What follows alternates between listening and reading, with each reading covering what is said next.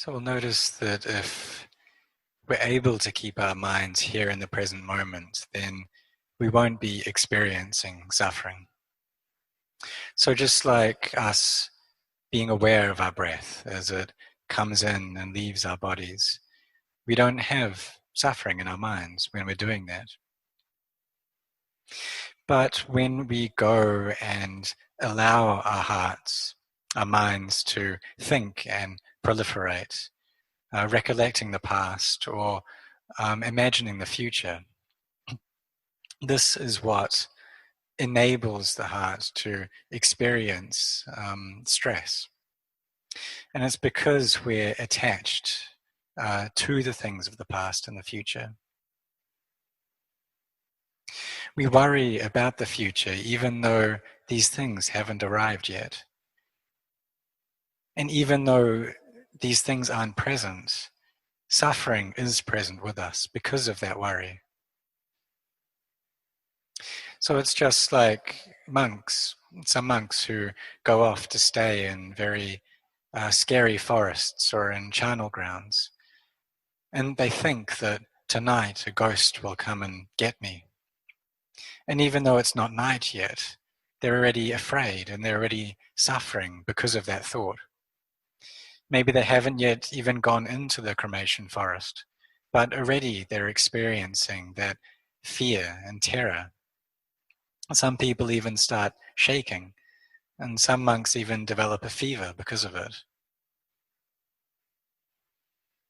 So for us, we should try to train our minds to not get involved in worry, to not go and be anxious about various issues. And the Buddha taught that those who are able to bring peace into their hearts in this present moment, to train their minds to stay here and stay present, and who have effort in this manner, their lives are more valuable than those who don't have any peace of heart. Even if the life, or even just one day of doing this, of having effort to keep our minds in the present moment, it's more valuable than someone who lives 100 years but doesn't have any peace in their minds. So it shows that our hearts bear great value and importance. We can look into the world and see that those people who have a genuine interest in the Dhamma are very few. There are many who like to give and be generous. And when we get to the level of sila, of morality, the number drops significantly.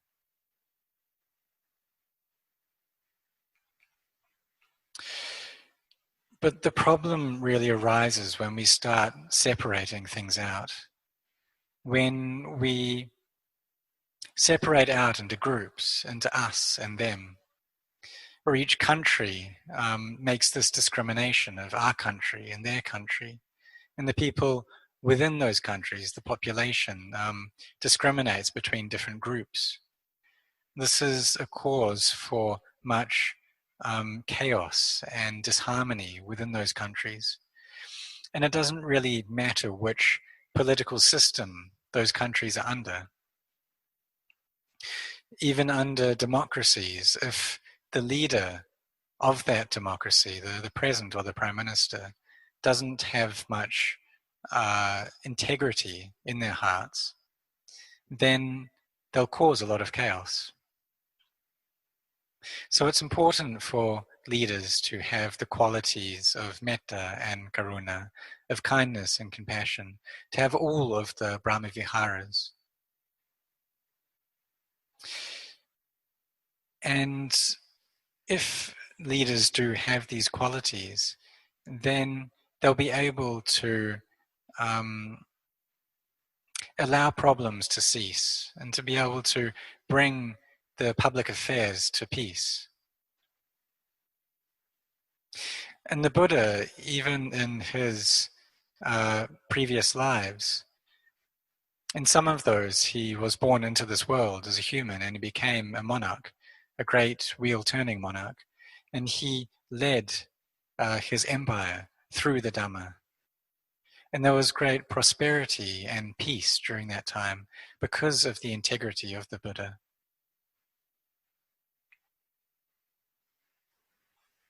So having a good leader allows the world to be peaceful and allows the populace of that country to experience calm. But it's also important for all of us to train our hearts in these qualities, in kindness and compassion, in empathetic joy and equanimity. Because these four qualities of the heart, they take care of the four properties of our body, these four elements of earth, water, fire, and air. We'll see that if our minds don't have these Brahma-viharas, then it'll be very easy for them to get stirred up. We'll get into bias and into discrimination very easily. And this is a cause for anger to arise. When our hearts are very stirred up and hot and angry, then we won't experience any peace or ease in our bodies either. So there'll be both suffering within our bodies and also suffering in our minds. And none of us want to experience this, however. But the Buddha taught this in the Four Noble Truths, that there is a cause for suffering, that all phenomena in this world arise from a cause. He taught this to Venerable Anya Kondanya and the five ascetics, and that's what allowed them to see into the Dhamma and understand the Dhamma. Venerable Asaji was one of those ascetics, and he attained to being an arahant along with the other four. And he eventually went to teach Venerable Sariputta the Dhamma. And when Venerable Sariputta asked him what he had learnt, he said that whatever Dhammas arise from a cause, the Buddha has taught that cause. And the cessation, the Buddha has taught that also. The problem, however, arises when we take those Dhammas that come into being through a cause as self. We see them through this lens of ego. But really, all suffering and all happiness that we experience, they come from a cause. And when those causes are absent, then that anguish or that happiness will be absent as well. So really, all of these feelings are anatta, they're not self. In the world now, there's a lot of information that's being suppressed. Information about many different kinds of things are being suppressed by governments. But this feeling of happiness or suffering, we're not able to suppress that in our hearts. When the causes for them to arise are there, then we will experience it. Another problematic area is that of memory. We remember a lot of different things. And when we don't like someone, then that sticks in our heads. And then we see them again, we see their face, and that immediately brings up aversion towards that person. Maybe this even came from a previous life, that we didn't like them in that life, and we just see them in this life, and we dislike them. Or it could be from this present existence. And that also spreads to anyone who has similar characteristics to that person as well. If they look similar, then we don't like those people as well. And it's the same with those that we have affection for. If we see them or someone similar to them, then this brings up feelings of happiness within us. But this is all just a matter of memory.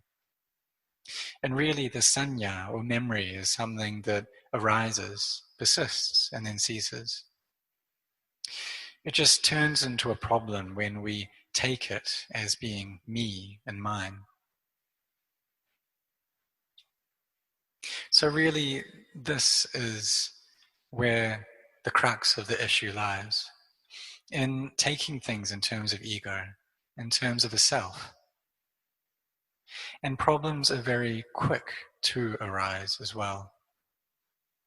So therefore, it's of utmost importance that we take up this practice of training our minds and bringing our minds to peace.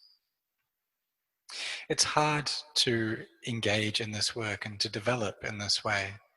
And we'll notice quickly that the acts of generosity and of keeping our precepts is much easier. Even though it's difficult, still we should put in that effort and develop ourselves in this way every day. Some people have everything in life in terms of their external possessions and surrounds.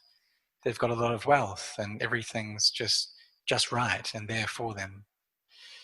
But when it's like this, it's very often that, or common that a fear of death will arise. Even though they haven't yet passed away, still they're afraid of that death here in the present moment. When any illness comes along, then immediately they start worrying that this is going to be the cause for their demise. They'll see that this fear arises because they don't want to be separated from these things that they have, from all the things that they adore and love. And one very significant aspect of the things that we love is these bodies of ours. We have very strong attachment and affection towards them. So really, experiencing fear isn't actually a problem. If we have a lot of fear or terror, worry present in our hearts, but we also have wisdom, then it's not a problem. It won't make any difficulties for us. And just like Venerable Ajahn Chah, he experienced great fear when he was staying in a charnel ground. And he went so far as to taking his bowl as a friend. But his mind was very firm and well collected, to the point where deep wisdom could arise within him. And so he asked himself, "What are you afraid of?" And the answer came up, "I'm afraid of death." He then asked, "Well, where is it? The place that you'll die, that you won't die. Where is that?" And his mind responded that that place doesn't exist. And everywhere it's possible to die. When he saw this, then the fear that was so deep there in his heart immediately vanished. And from that moment, he never experienced fear ever again. During the time that Venerable Ajahn Chah set up his monastery, there was great fear in the province that he was in Ubon Ratchathani province, of the communists coming in to invade, because it's right next to the border with Laos. But Venerable Ajahn Chah asked the people there, "Well, why are you afraid of these communists? Really, the communists have been there ever since we were born, meaning that these communists are death. That death has been waiting for us ever since we were born. So why are we fearing? Why are we worrying about it?" If we're not at a point where wisdom is able to arise like this, then we should recollect the Buddha. Recollect that he had great discernment, that his banya was full, to the point where he was able to become an arahant by himself. He had purity there in his heart. And if we are feeling very deep terror, then we can recite Namo Tassa Bhagavato, and recite this many, many times, over and over again. Carry on doing it until the fear is extracted from our hearts. Even though when we start chanting, that fear will be there and it will persist for a time, as we go on, this worry that we have will lessen and lessen. So we train ourselves like this. We cultivate our minds until we're able to bring them into peace, until we can collect them together, until they're well grounded in samadhi. And a good method of doing that is through chanting. Just carry on chanting without stop. We carry on going through it, and especially if there's a lot of fear in our hearts, we just chant and chant without stopping. As we do this, then the thoughts that are present in our heart will start to change, and the proliferation that goes off into the past and future will diminish, because we'll be thinking about the Buddha instead. And with this recollection of the Buddha, this is suitable for wisdom to arise as well. If we can, even though we are experiencing great fear, still it's possible for wisdom to come up. And really, the more fear that we have, then the brighter that wisdom will shine.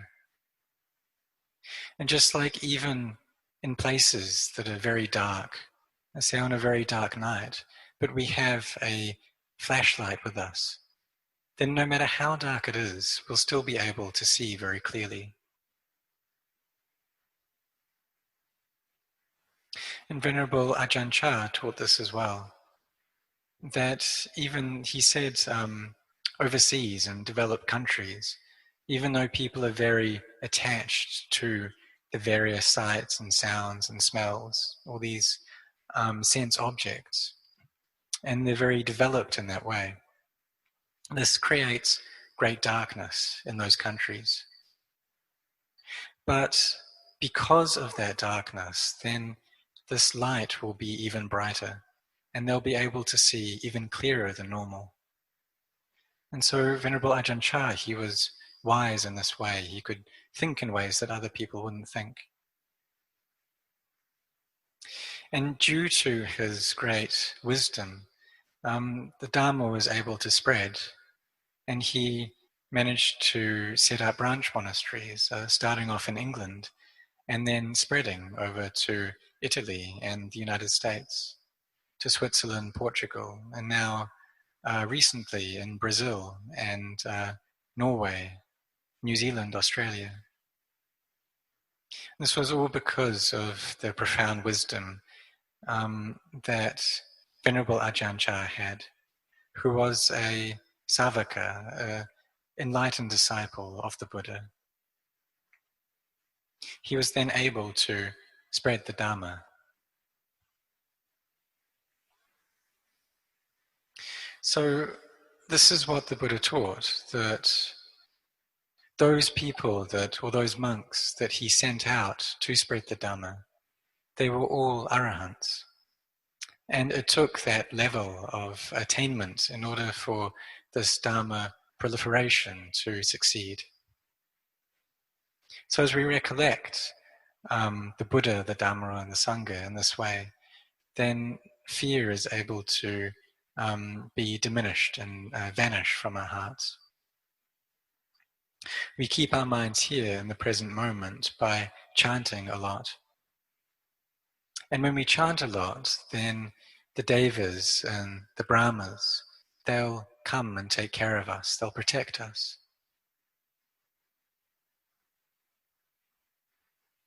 So recollecting the Buddha, then it's easy for joy and happiness to manifest in our hearts. When we're very skilled at Buddhanusati, then just reciting the word Buddha once can be enough to fill up our hearts with peace and with joy, for them to gather together into samadhi. We should try to build up goodness every day and do this without fail. But sometimes it's not possible for us to, say, go and offer food to the monks. But in that instance, then we recollect the goodness that we've done in the past, to the point where we feel full of that goodness. And if through this recollection we don't feel this inner fullness, then we need to train further and we need to develop more merit until we're able to bring up a sense of fullness, until the joy of the merit that we've created infuses our hearts, until both our bodies and mind feel very light and buoyant. Some lay people sit in meditation every day, and they often go to the monastery to offer food. And through this offering, they're able to experience happiness in their heart throughout the entire day. They build up a lot of merit in this manner, and this merit then takes care of our hearts, keeping them bright and light. And this is a result of our good karma that we can see right here in this present moment. That the good actions that we create in the present moment, they bring us happiness here in the present moment as well. So we don't have to wait for these results to appear. We can see them arising right here in our own hearts. And just if we're feeling very hot on a boiling summer's day, and we go take a shower, then instantly we feel cool. So we don't have to wait for that coolness to appear. It comes right there. It's only if we're not observant enough that we won't see this. So then we have to come back and to train even further. But really it's like if we're hungry today and we eat food today, then we'll feel full today as well. If we're feeling hot and we go into a cool room, then that heat that's there in our bodies will dissipate. So the goodness that we create in our lives brings us happiness, both in this world and in the next world as well. So the Buddha taught us to develop these things, to make a lot of merit, to commit deeds that are skillful and wholesome, to devote ourselves to generosity and to keep within the bounds of moral precepts. And all of this is the good karma that we are creating. These are all very beautiful actions that bring us happiness and joy. So whenever we experience if even though we have this happiness and this beauty within our hearts, if we have enough wisdom, then we'll be able to see that that's also unsure. It's inconstant. But those who lack wisdom will be afraid. They'll be afraid of being parted from the results of their good actions. But we see that life in this world doesn't last long. There are many people who die when they're 60 years old, 70 years old. Most people die at around this age. And this is just how it is in the world this day. It's just that when we're born into this world, then we start taking possession of it. And we start thinking that this is me and these things are mine. But really, all birth ends in death. And we have no route to escape from that. Even though everyone who's born wishes to be able to escape from it. And it's similar to children who are playing together and they're inventing some business and selling many things, but it's all just playthings that they're selling. And they're using play money as well. But they're so happy. They're playing with each other, playing this make-believe business, gaining all this make-believe money. And the adults are watching on and they're confused. Why is it that these children are so happy and getting so involved in this, really believing in this? There's no essence to it. There's no truth to what they're doing. And just the same, us humans, we're fighting over the things of this world and really giving all of the wealth and the status in this world great importance. And the Devas are looking down at us and they're thoroughly confused about what we're doing. They see that all of the wealth that we're competing for and fighting over, it's of so little value. If you can compare it with the wealth in the heaven, it's almost nothing. And Devas are able to see that the Dhamma is of infinite more value. And it differs like this. The different realms see things in different ways.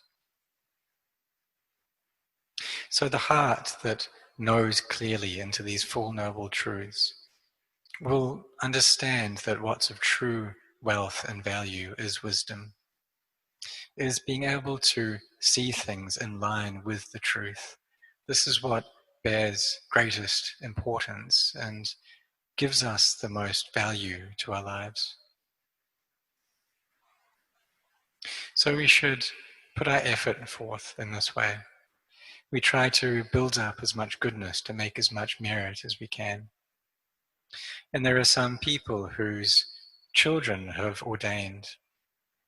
Maybe their children or grandchildren or nieces, nephews have come to ordain in the Buddhasasana. Maybe they're staying as monks for 3 months, 6 months, 1 year, 5 years, 10 years. And so having a relative who has taken on the robes allows us to become relatives of the Buddhasasana.